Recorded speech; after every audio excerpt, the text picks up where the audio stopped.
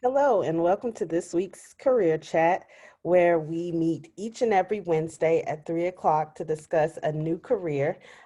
We learn career tips, we hear about the career journey of our guests, and we just discuss overall what it's like to be in that career. Hopefully, this is a career that may interest you, or there may be some tips in there of some ways you can get involved in this career in the future.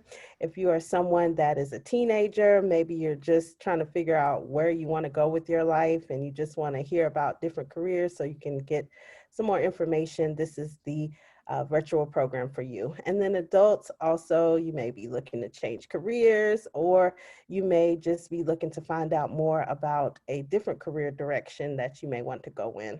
So hopefully we can give you some tips for that as well. My name is Shannon Crooks. I'm a librarian 3 with the Prince George's County Memorial Library System. I currently work at the Hillcrest Heights branch. And today on the episode, we have Katie Reidy. She is a project manager in finance for Customs and Border Patrol Protection. I think I said it correct. Got it.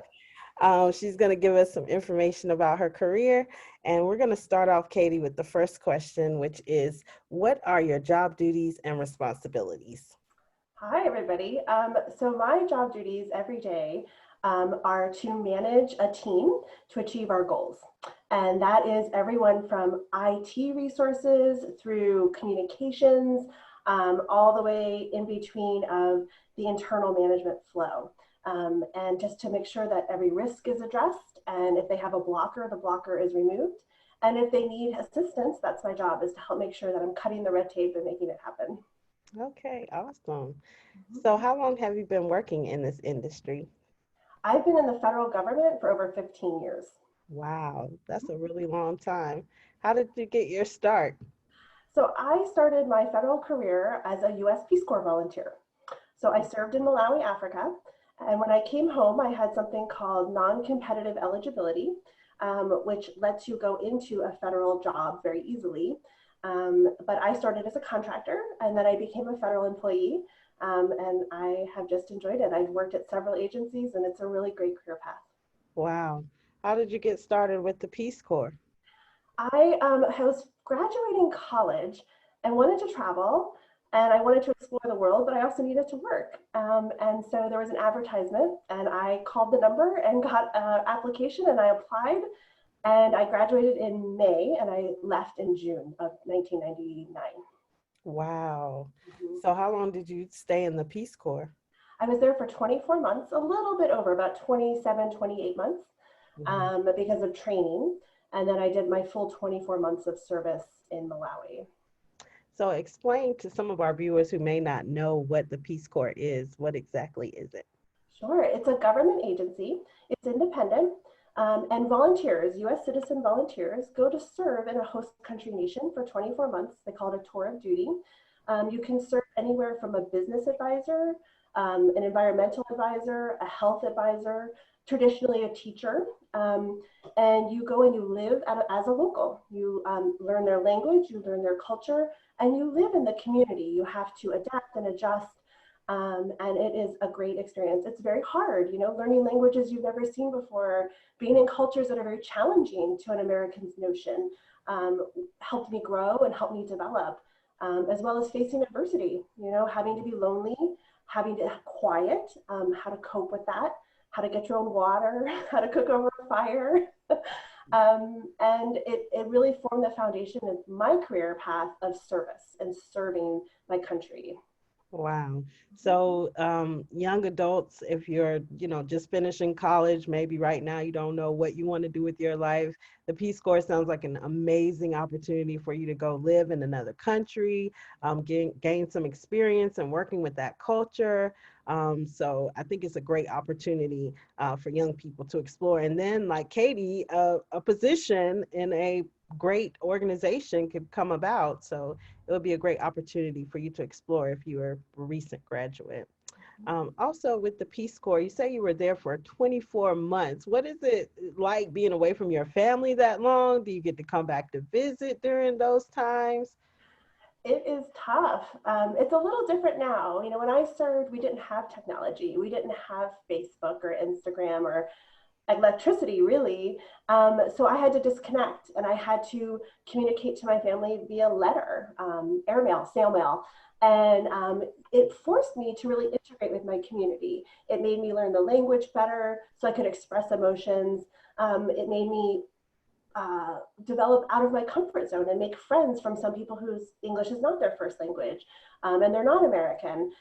You can go home at any point in your service. You can take a little vacation and come back. You can also travel within your region. My philosophy was, I'm only going to be in Malawi once, really. Like, this is such a great experience. So let me just sit put for 2 months, 2 years, I'm sorry. And it was tough. You know, I remember very distinctly an Easter holiday, which is traditionally like a big holiday in my family. And it was very lonely. So I called my neighbors over and they braided my hair. They all sat together and we got to talk about America in the local language. They were asking me what we did at Easter. So I got to exchange a little bit of information about American culture, at least my culture, and it helped me feel less lonely that way as well. Wow. Yeah, so I've always, been intrigued by people who have been in the Peace Corps and they say they're there for a long time. And I'm just wondering, how do you do it? You're away from your family, you're in an environment that's unfamiliar to you. But you adjusted very well. You adapted to the culture, you embraced it. I think that's the most important thing. If viewers decide to go to the Peace Corps, you have to really embrace it, embrace the culture, the people there. And yes, you're away from your family for a while, but you can always communicate with them. And as Katie said, now that we have technology, we can communicate in so many different ways. So that's amazing. Did you get paid during your time with the Peace Corps? It is an unpaid volunteer position. However, all your expenses are covered Mhm. within a relative sense. So you get like an allowance every month that's based off of the local income rate for someone of your average sense, like a middle class family. So when I served, US dollars, it was about $50 a month is what I was given in an allowance. But when Mhm. people are living on $5 a month, that's pretty good. You know, that was the average salary of, say, a health worker in Mhm. Malawi at that time. So you live like a local. Your housing typically is provided for. Every country is a little different. You know, China and Russia have a little different. But Mhm. in Africa, I lived in a brick house. I had electricity when it worked. And I sometimes had water. I mostly had a house helper who would go help carry water to the house for me. Oh, wow. So you lived there by yourself? I did live by myself and I had a night guard. It was very safe. His wife was my house helper. So he was a married man, which helped with the visual of a woman living by herself. Mhm. But he took his job very seriously. Everywhere I went, he was like my shadow. He was very insistent on my safety. And it did help integrating in the community. You know, you need to be part of their group and your community needs to feel like you belong to them and they will take good care of you, you know. They want you to be welcome. These cultures are just so amazing that you go to and you show up as a foreigner and here's a lunch, please come take tea with my hot family, I'm so honored by you. And so they take hospitality and your safety incredibly safely. I think being a single woman kind of confused them culturally. Like, women Mhm. typically don't do this sort of thing. So I think Oh, they were very perplexed as to why I wasn't married. And that was a little more confusing for them. wow. So when you were there, were other people there from the Peace Corps living there near you? Like, did you have a group that you hung out with while you were there? I did. I had like my cohort of friends you spend your training with and you make a lot of friends. And then there were you're not there, at least in my country. Some countries do partner volunteers together. My country did not. Our country director had us all spread out pretty well across the whole country. There was one about 3 or 4 miles away across like a mountain pass, but it would take at least 5 hours of biking to see her. But yeah, I mean, it really does make you learn the language better, learn the culture, and become open to their world and welcoming into their world, which Wow. becomes your world. Yes. Mhm. So it sounds like an amazing opportunity, and I hope some of our young people will take advantage of it. I know a lot of professional organizations, when they're looking to hire people, they want you to be able to speak a language, or you can even get paid a little bit more if you can speak another language. So joining the Peace Corps would be an awesome way for you to do that. Also, diversity is becoming more and more of a thing for a lot of organizations to incorporate. And so, if you have the opportunity to be in the Peace Corps, you get to learn about different cultures and you can bring that aspect to a position, hopefully. Thank you for sharing that, Thank Katie. you. Um, Next question is, what was your educational path from high school to where you are now? So I graduated high school in 1995, and I went to college directly after that.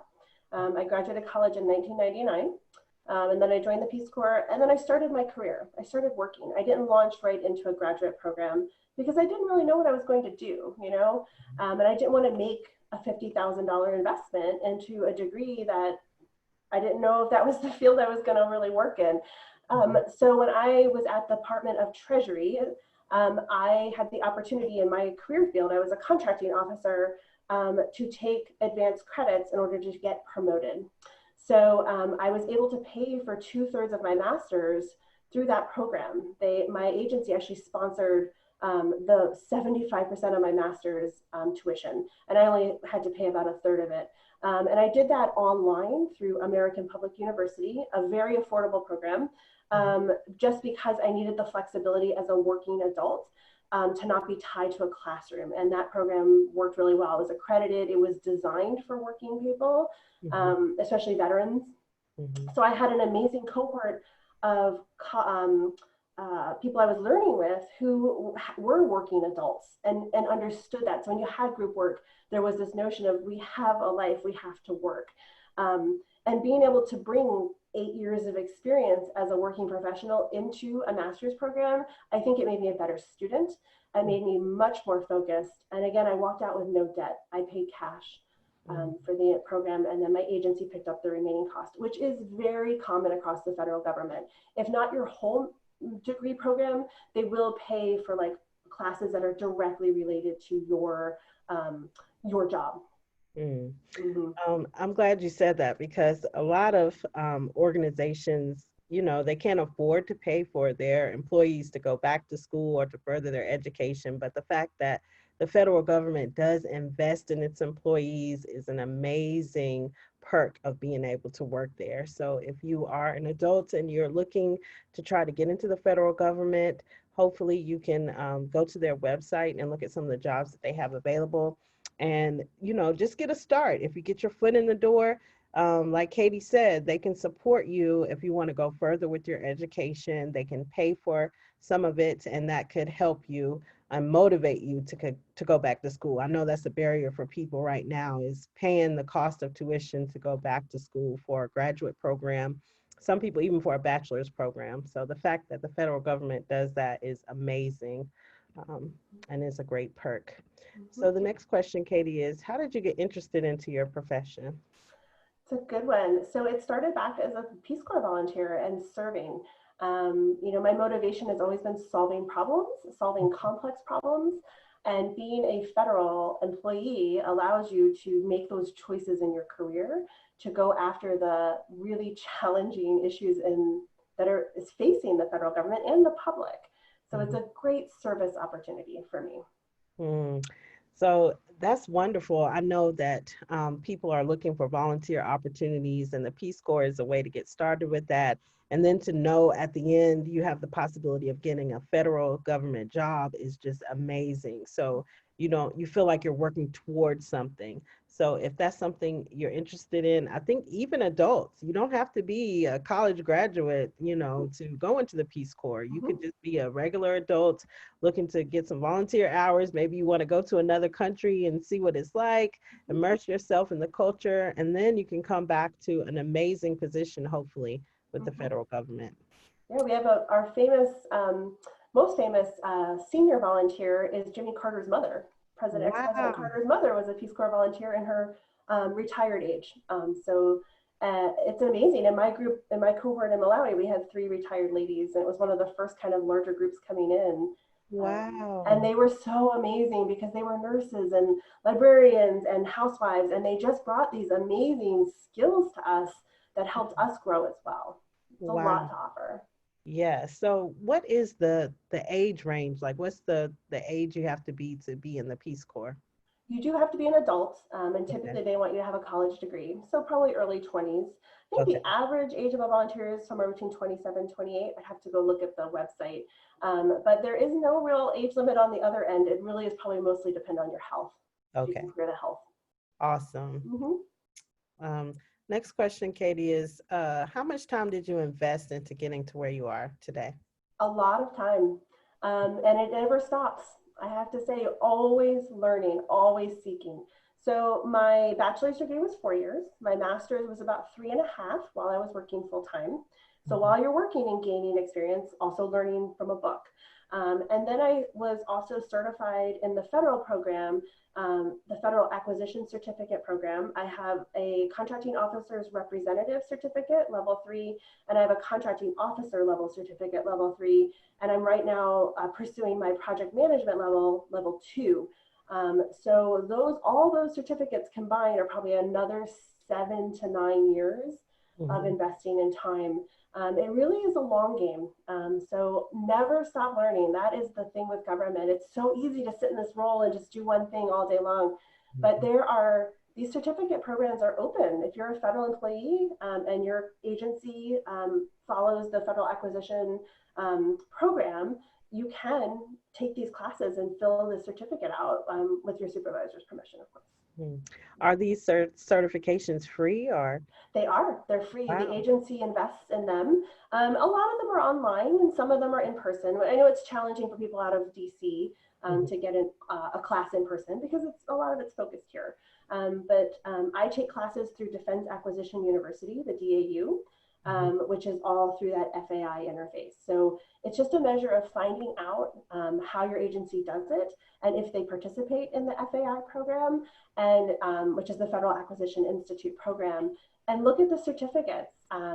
Getting your core level certificate, your contracting officer's representative certificate, level 1, level 2 is an amazing thing to have on your resume, as well as the experience to have it, because it's foundation. The government does contract out a lot. Mhm. Awesome. So what is your bachelor's and your master's degree in? So interestingly, my bachelor's is in women's health and development, Okay. and which led me to the Peace Corps. But now I work in finance, so it's you can get a bachelor's in one thing and you'll end up in a totally different world. Yes. And again, it goes to being a working adult and having worked for several years to really focus in on my master's, which is a master's in public health. I'm sorry, public administration. I have an MPA with a Mhm. concentration in security, national security. Oh, okay. Awesome. So I know a lot of college students, they may be in a major right now and they're just trying to finish, just trying to take whatever courses they need to take just to graduate. And so they may be thinking, hey, I don't want to really do this professionally. However, I need to get my degree. So it's okay if you're in that position. A lot of college students are in that boat with you, and it is okay because, as Katie said, yeah, I got my bachelor's in this, but I went to the Peace Corps and then I discovered I wanted to do something completely different and I built a career around that, and that is okay. Mhm. Just finish. That's the ultimate goal, is to just finish. And then later on throughout your life you will discover different careers. Hopefully you're watching this show and you've watched the other episodes and you have seen different careers that you're interested in, and you can move towards those. It is okay to be in a boat right now of, I don't know what I want to do with my life. But just be willing to be open to different opportunities that come your way, be open to different information that comes across your table so that you can make a decision that's best for you and to build your skill set. Next question, Katie, is what kind of obstacles did you face in the pursuit of your profession? It's a great question. I can say as a woman, it's challenging. I have chosen fields which are traditionally men, especially now in finance, and I work in IT project management, which is predominantly men.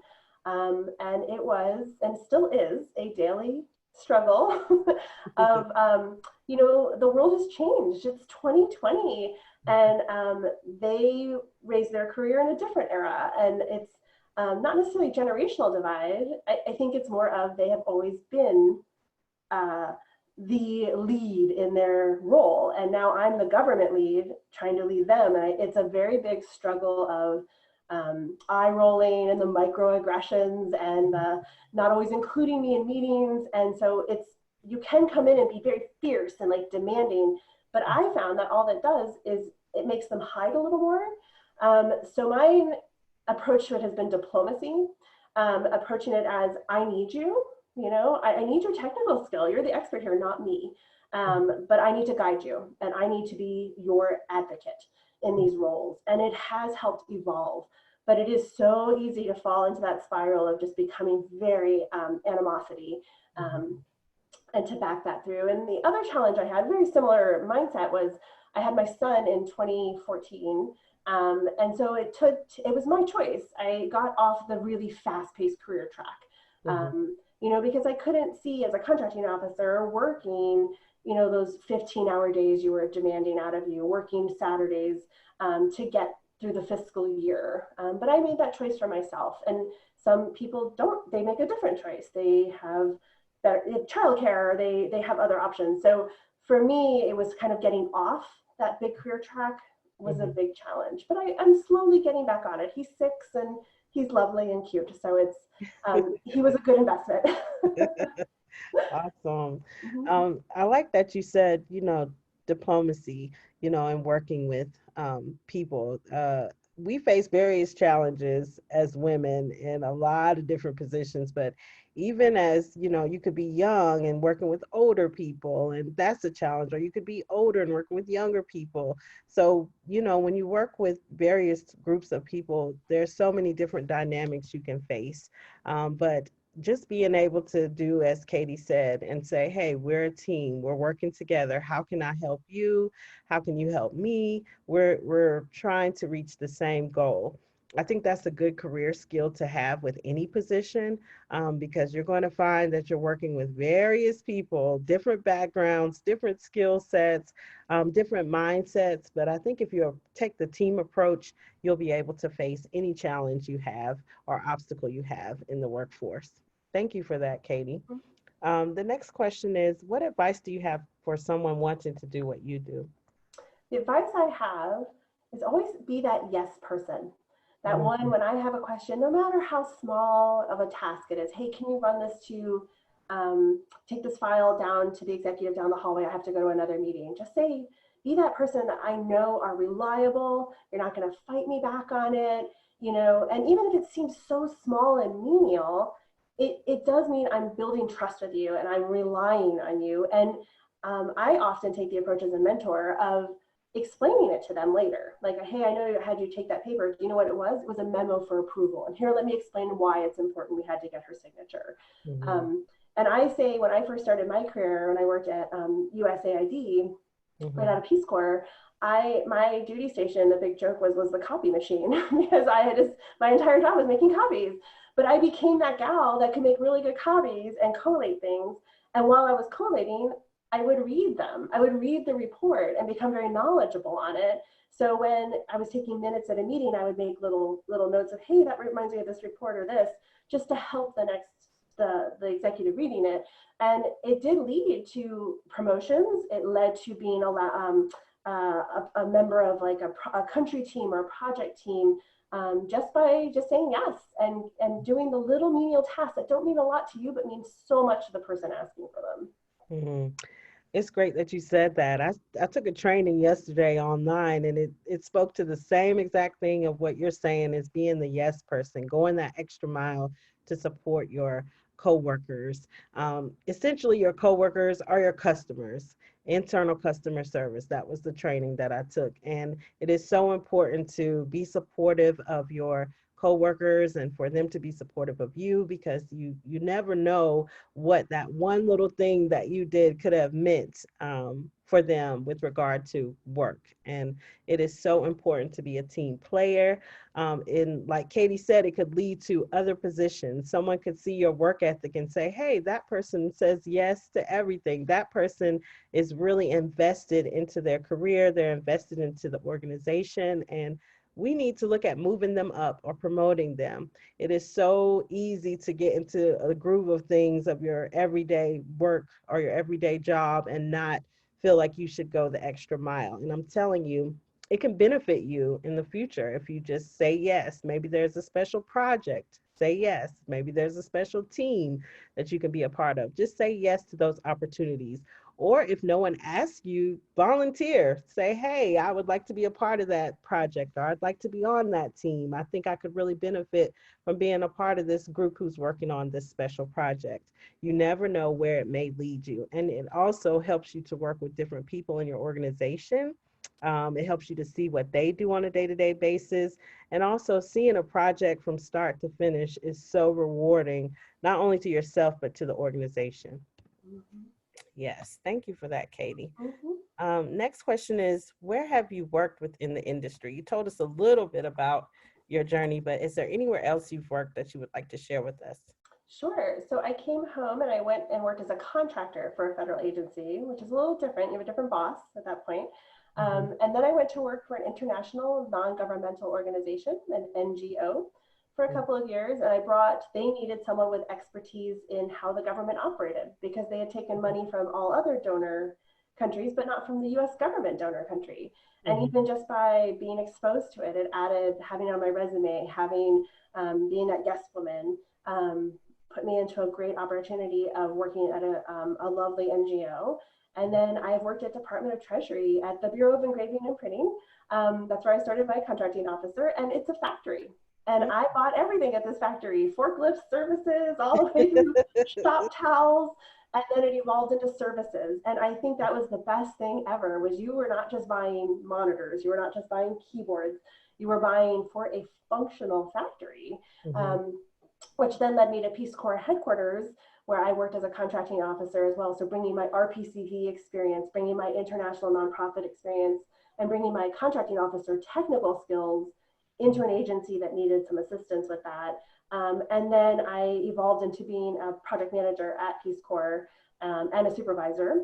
mhm, And then I went to go work for law enforcement at Department of Homeland Security's Customs and Border Protection because I wanted a challenge. I had been in international aid for so long, I've kind of done the manufacturing side of things. And I mhm, wanted to get a place where Peace Corps volunteers typically don't reside, law enforcement. And mhm, it's very similar to BEP in a way of it's mhm, very diverse and very vast and you're buying and there's all these wheels and things turning. So every day I'm learning something new. mhm. Awesome. So any I guess the biggest tip I could, draw from that is just building yourself throughout your career and keeping track of every single position you work in, all the different duties you have, building a portfolio. If you have your resume, have certifications in your portfolio, have different skill sets you've acquired. If you've taken different courses, have those certificates as well, so that when you go in front of an employer, you can say, hey, I've done all these things. I've had all these great positions. I'm certified in all these different areas. And that can propel you to be in a higher position, maybe even make more money. I've talked to a lot of people who work for the federal government, and that's what they say. Put every single thing you have done throughout your career on the application. It doesn't matter how small you think it is, it may be of value to getting you the position or propelling you at the top of the list to be interviewed. So Mm-hmm. it's very important that you keep track of everything that you have done throughout your career, no matter how small, because Even volunteer work, if you help an Mhm, elderly neighbor by mowing their lawn, make sure you list that. Make sure you put that down there because that's interfacing with the public. That's mhm, customer service. That mhm, does count on your federal resume. Make sure all your volunteer efforts, anything you do with your church or your community group or a synagogue, make sure you Absolutely list every hour, every ounce. Don't miss a thing. Yes, Mhm. please. I think so many people have missed out on positions because they don't list everything. They think, oh, this is not going to matter, or oh, this is too small to be a factor. But everything that you do really is important Mhm. for your career. So, Katie, can you compare and contrast the different jobs you've had? Sure. I always go back to my first job, right? In AID, USAID, and sitting in front of that photocopier all day, escorting people up to the meeting rooms and making sure you had a meeting room, which, I'm going to date myself, y'all. So this is 2001 before we all had like network computers here. But we had books, across, like appointment books. And you Mhm. had to go to the room and like sign yourself in to reserve a room. And if it was full, you had to walk to another floor and open their book and look through it. Um, so just doing all those like little things led to me in the role I am now. And I really, this is what I wanted to do for so long. And I started at a career that required nothing. Like the job just had, I just need a warm body to do stuff, right? Like it was no skill involved. We'll teach you everything. Just say yes to the client and make them happy. Mhm. Um, and it evolved into me gaining skills, like you said, getting the certificates, finishing up degrees, wrapping it up, and then getting to the point of the job I have now actually demands you come in with either a core or a PM certificate. They want people with master's degrees. They want accountants. They want, if you don't have a master's degree, maybe you're an accountant. But you have to come in with a skill set, Mhm. mostly because of the GS band it is, but also what we're doing. You need to come in with your feet really solid and some technical skills in order to lead these teams. Mm. Mm-hmm. That's so important. As a college student, back in the day, years ago, I felt when I first graduated, hey, I'm gonna get this huge job making all this money because I have the degree.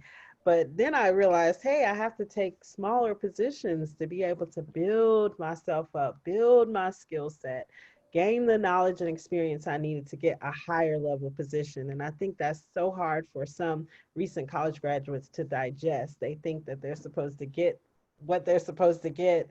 That takes years of experience to get. So I'm here to tell you, if you are a recent college graduate, slow down. It's okay to take a smaller position, maybe not making what you want to make, but realizing that it could be an opportunity to meet someone that would elevate you to a higher position, or that will give you the skill set for you to gain the higher position. So it's okay to slow down. It is okay. And then also, even with the master's degree, some people still feel like, hey, I got my master's degree, I'm supposed to be at the top of my game with my career, but it's just not that way. You have the education to get you a position to build your skills so that you can get a higher level position. So I'm here to tell you that that's the reality of the working world. And I wish someone would have told me that in the beginning, because I was just thinking, hey, I'm going to get this huge position. I got my degree now. Everyone was telling me that's what I needed, but that's not the way the world works. It's Mm-mm. just not. No, and then like think before you launch into, you finish your bachelor's and then the university's coming at you to go get your master's. It's only 60,000 more or whatever. Sit back and think, like maybe I should work a few years. Maybe I should see if this is really what I want to do. Is this my passion? Is this where I can see myself in 20 years? Is this worth a $50,000 or a $40,000 investment? It's like test driving a car, right? You wouldn't just buy a car off the lot or buy a house unseen unless it's unforeseen circumstances. But typically you want to test it a little bit. Like even if it's a year or two, go get that wardrobe, interview, like meet the people that are going to challenge you. It's not going to be easy, but think it through a little bit, and it's going to be hard, but it's so worth it, y'all. It is so worth it. Yes, that's true. And, do some research about the position. Maybe go volunteer there for a couple of hours to see if that's the work environment you want to work in. Talk to some people who are in the industry. Listen to career chats, which you're doing today, to learn firsthand what it's like to work in that career, and also to understand the journey it took to get to that level.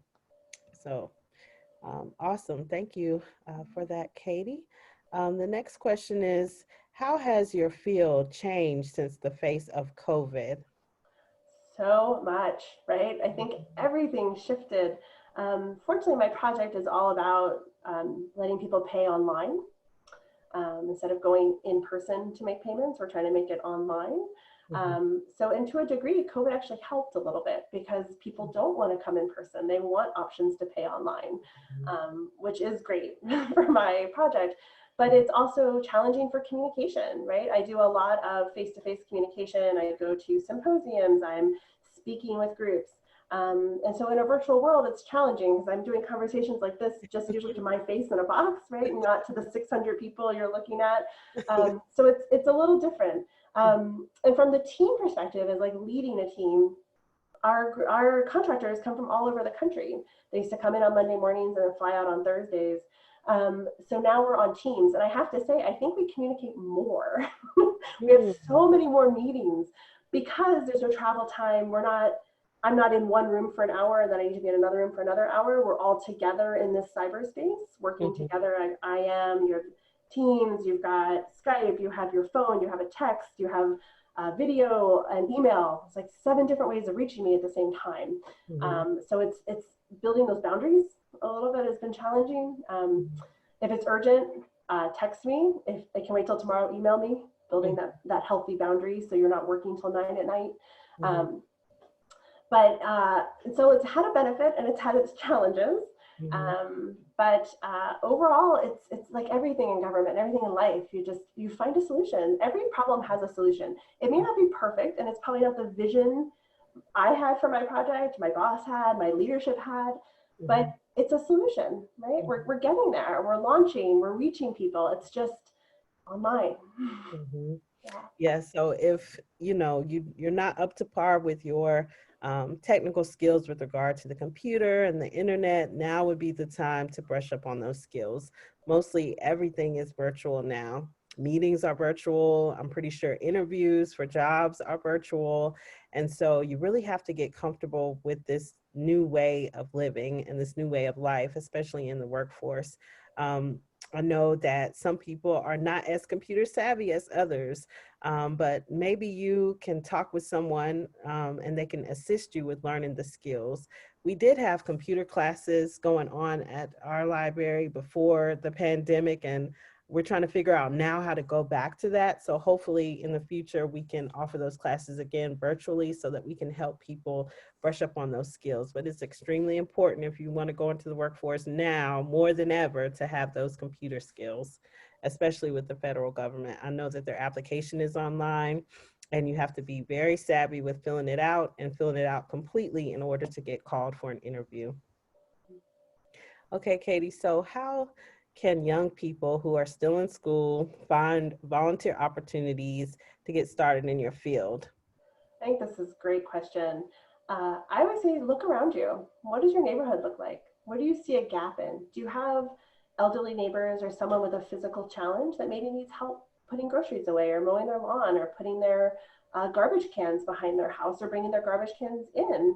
Do you feel like you want to foster a cat or foster a dog? Do you see a gap somewhere happening in your community? And what can you do to fill it? That's safe, right? We're in a COVID world, so you have to make sure you're very safe.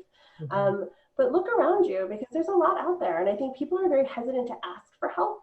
But I think if you were to approach a neighbor, say, who maybe is a little more physically challenged or a little elderly and say, hey, is it okay if I mow your lawn once a week? Or can I plant some flowers for you?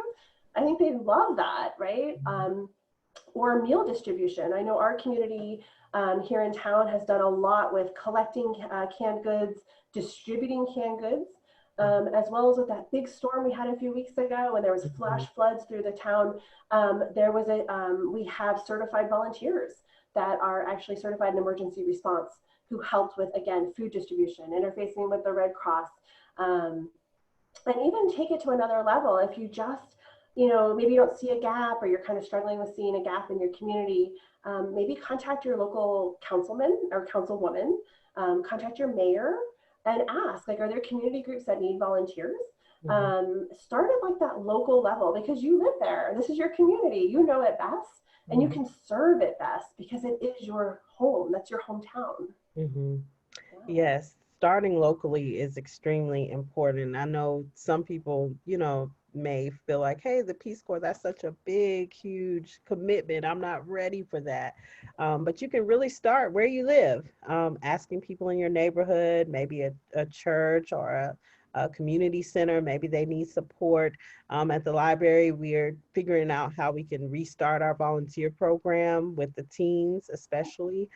So more will be coming out with that. So you can just look around. There are several different places who need volunteers, especially with the holidays coming up. They're going to need support with trying to do different things for people in the community.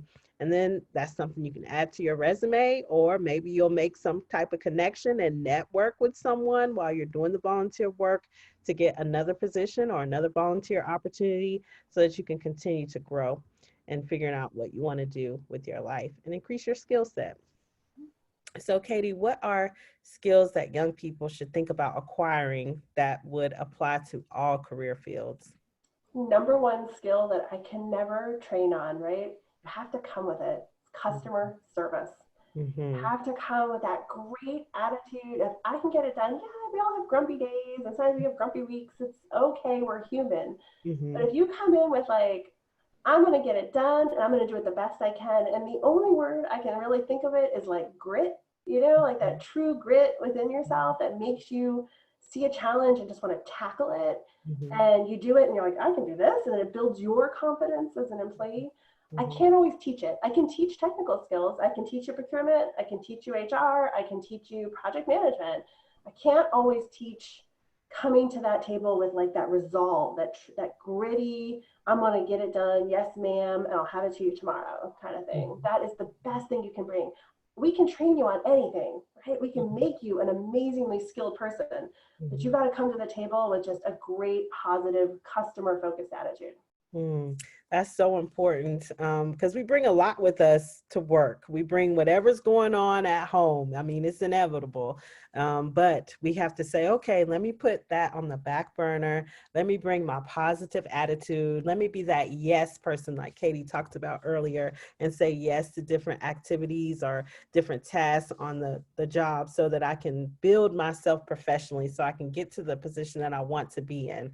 We all have issues. We're all going through COVID. We're all facing the pandemic together, and it's affecting us in different ways. Some are positive, some are negative, but we just need to come with the attitude that, hey, we're here to work. We're here to do the best we can do.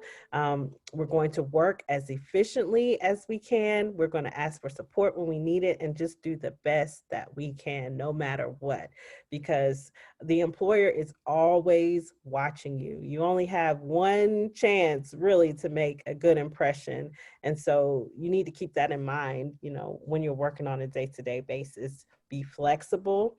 I know that sometimes it's hard right now to be flexible, but try your best to be flexible. If your employer wants you to do things another way or wants you to transition to doing things a way that you're not sure that you're able to do, just give it a try, stick with it, don't give up, and stay motivated. Yes, Katie, that is Mhm. awesome advice. Next question is, what resources or recommendations do you have for people who want to pursue the career that you're in? Oh, this is good. So the first stop I tell everybody, USA Jobs, Mm, usajobs.gov. Go mhm, to that website. That is your first portal to getting a federal career. And mhm, within that portal at the bottom, I just looked at it right before we started. I was trying to make sure I was going to give everyone the good directions there. Um, there's frequently asked questions. They have webinars often. They have training sessions. They want to make it easy. It seems like they don't want to, but they do want you to apply. Um, Create a profile in there with Ms. Shannon said, with everything that, like, even your volunteer, even if this is your first job, put everything in there, all your training, all your education. Build that resume, build your profile, set up some searches mhm, based off of like zip code or just general, you're open to moving. You can set up however you want to filter it, right?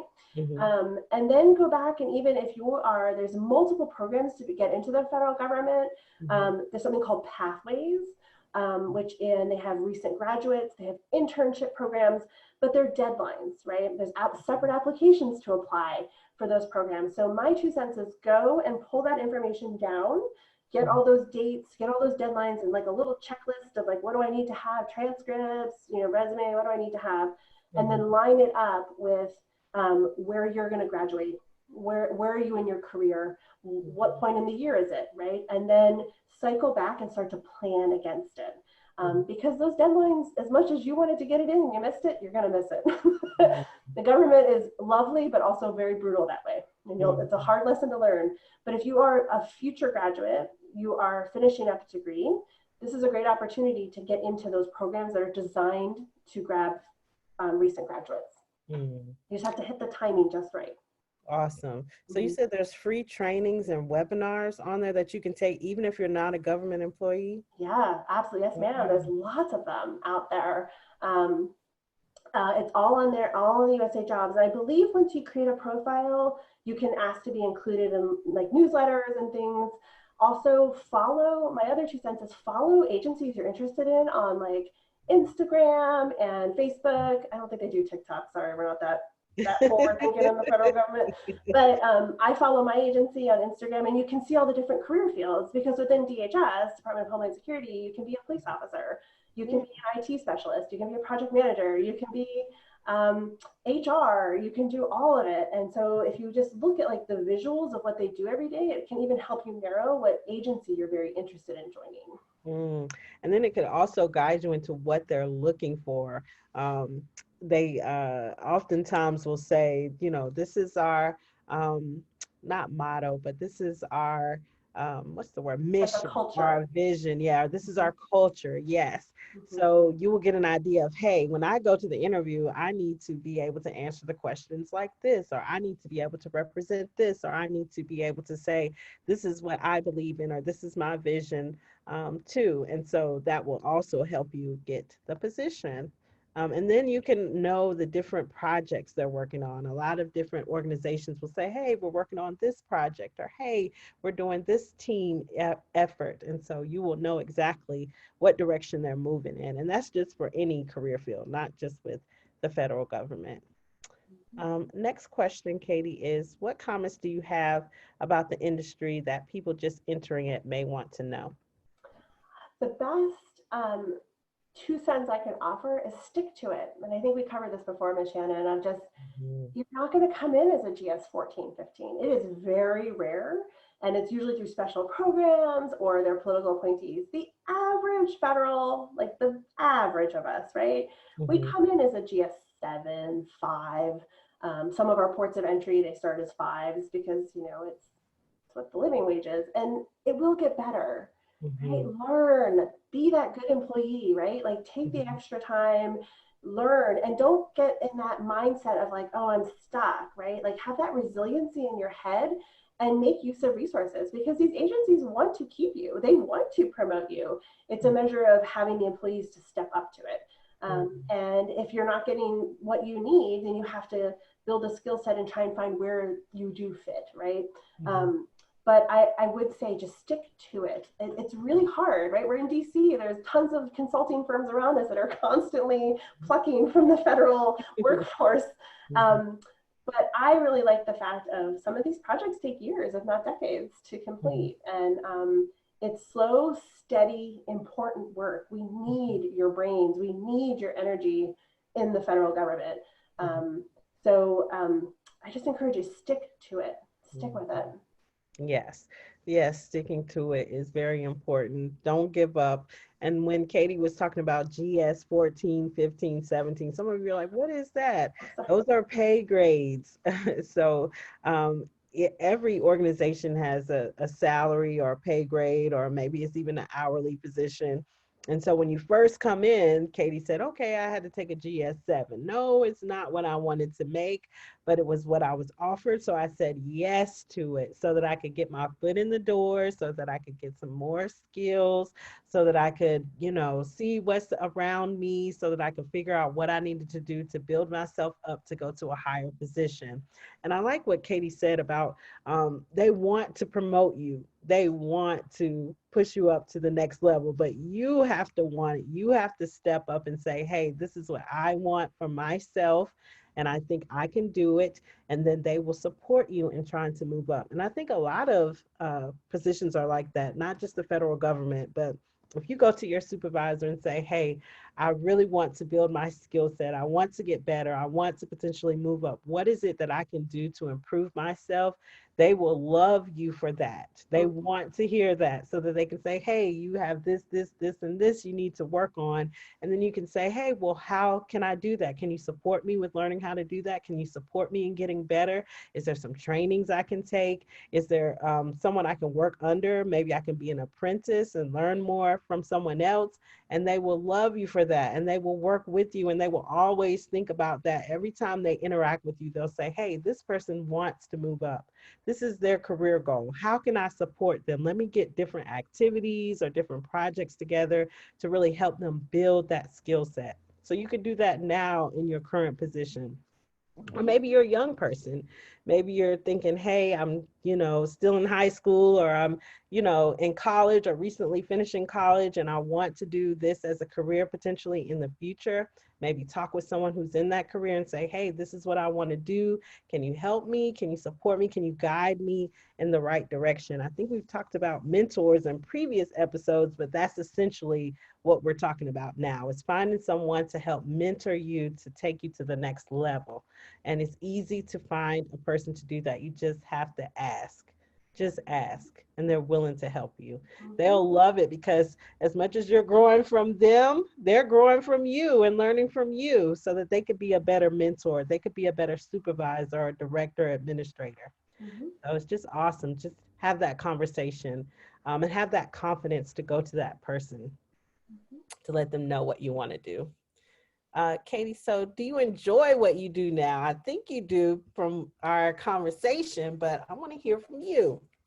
I do. I really like it. I'm the type of person that does not like boredom. Static is just, some people it works really well for. It does not work for me, and it's okay if like you want to do the same thing, you want to buy the same thing every year in procurement, be that one contracting officer, be the best you can be at that, right? Mm-hmm. I like to constantly be challenged. I like constant learning. And if I always tell people, especially return Peace Corps volunteers in DHS and in the federal government, if I wanted it easy, I'd still be at AID. I would still be volunteering. I would not have faced an agency where I'm an odd nut out, right? Like I feel like constantly challenging myself makes me better. And I think I bring skills to the table at agencies where I traditionally don't belong, either as a woman or as an international aid person or as a working mother. Um, I bring that to them, like that softening of the hard edges a little bit, that diplomacy, that community and that outreach feel into sometimes a very stovepiped world, right? A world where they are very rigid and it's chain of command, bringing in a little bit of heart and warmth to it. I think, and then it's a personal challenge within myself to constantly be learning, constantly be challenged. I really like it. Has its days where I don't like it so much, but my poor sweet husband has to deal with that on the 5 o'clock hour. But but the vast majority of it is I really, and it's because I like the challenge. Awesome. Last question, Katie. So when you first started in your training and education, where did you think you would be? To be perfectly honest, not here. Not in finance, not in government. I thought I would be Peace Corps, hippie, surfer girl, Rolling Stone, never live in the suburbs. I never thought I would end up this way. And it actually has turned out to be a really wonderful life, right? Like I fought it for so long, conformity and working in these agencies, right? But it really is the best thing. And I never saw it. Maybe it's because of how I came out of college and had this like really small view set, right? Like I didn't think you could get beyond the mid-grade paid scale. I didn't think that existed, that opportunity. And it does. I'm here to say it does exist. Like it is absolutely possible, regardless of your circumstances and how you grew up. It is absolutely possible to make your own independent individual success in a federal career. That's awesome that you said that regardless of the way you grew up, you can, find a career path that works for you and you could be successful beyond your wildest dreams. So young people, I'm here to tell you, if you are not, in an environment that you particularly like, it is okay. Now is the time for you to dream and dream big and look beyond where you are now in your life and think that, you can go as far as, you want to go with your life. It's within reach. You just have to work at it. If there's different opportunities, seek them out, talk to people, network. Right now, you're in school. If you're a young person, talk to your teachers, see what opportunities they have. A lot of times, people go to teachers and say, "Hey, I have this and that opportunity. Do you have a student who's interested in doing it?" And sometimes they say no because they have no idea that the student is interested in doing those things. So have conversations with your teachers and let them know that you're interested. And if you're an adult, start with your supervisor. That's the best person to go to try to find different opportunities, because the same thing exists for them. If they don't know you want to do it, they're not going to always offer it to you. So let them know you're interested and you want to move forward with your career. And they are more than willing, I'm telling you, to help you if you just ask. And then the last question is for me, and is what are some resources the library offers people who are new to the job market? Maybe you're changing careers or you're looking for new work because of the COVID-19 emergency. Well, you can go to our website at pgcmls.info. It's available 24 hours a day, 7 days a week. You can visit our online library and go to our jobs and careers section.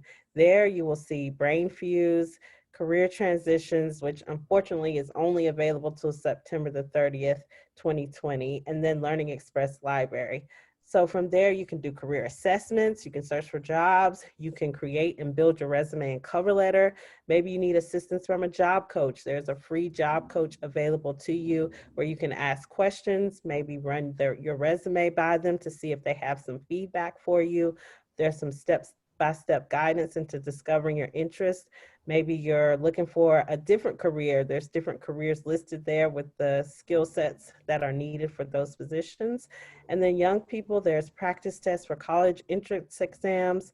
There is citizenship tests. There's tutorials on basic skills such as math, reading, and writing. So if you have your library card, feel free to go to our website and access those services. You just need your library card. If you're a student in PG County, you have a student ID number, which is your library card. So all you have to do is type in that number and you'll have access to any of those services. Katie, it has been a pleasure talking with you today. I enjoyed learning so much about your position, and you shared so many great tips with our viewers that I know they enjoyed as well and hopefully can use in their career. Oh, thank And you for having me. This is a great opportunity. And yes. someday they'll be doing this one day, I promise. Yes, yes. And then they'll say, it was Katie that motivated me to pursue this amazing career. So thank you so much, Katie. Again, I'm Shannon Crooks, Librarian 3 with the Prince George's County Memorial Library System. Thank you for joining us today, and join us each and every Wednesday at 3 p.m. where we explore a new and exciting career. Thank you. Have a wonderful day and stay safe. See you next time. Bye-bye.